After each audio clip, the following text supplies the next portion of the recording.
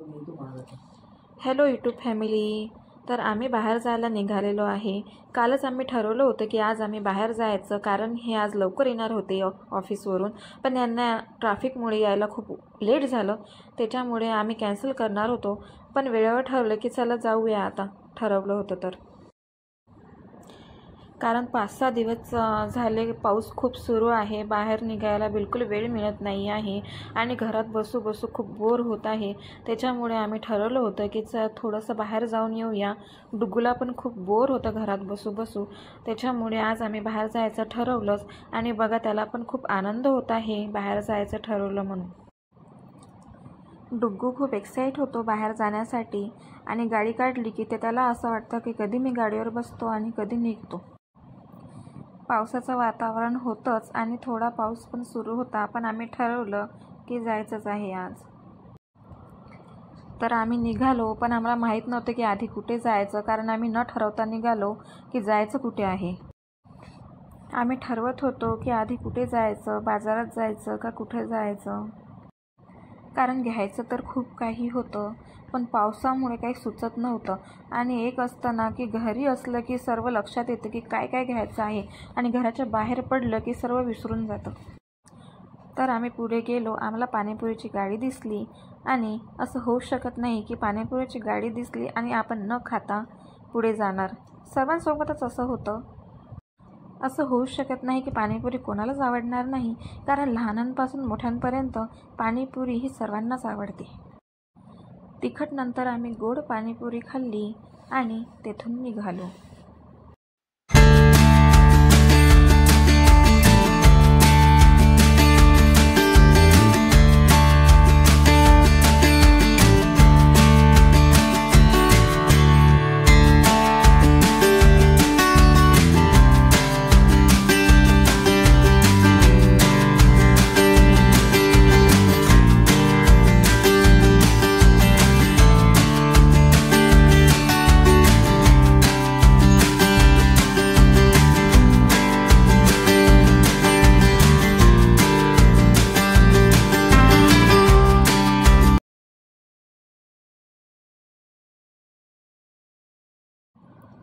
पुढे आलो.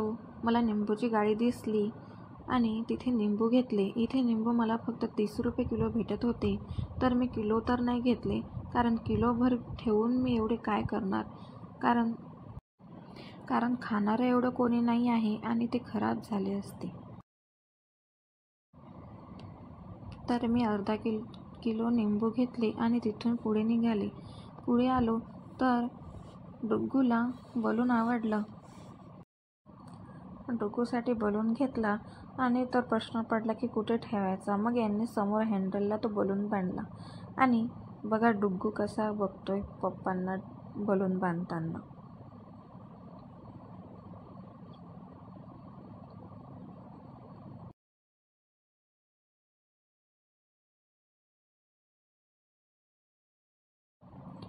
मी थोडे पुढे गेले तर मला टमाटर दिसले, तर मी टमाटर घ्यायला थांबले. आजकाल टमाटर थोडे जास्तच स्वस्त झाले होते. 40 रुपये केजी मिळत होते तिथे. तर मी अर्धा केजी टमाटर घेऊन घेतले आणि टमाटर घेऊन मी पुढे निघाले.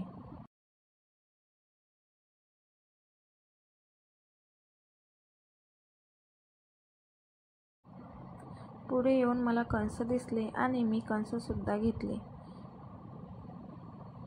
आणि मी भाजी घेत होती तर डुग्गू बघा पप्पाला कसा परेशान करत होता.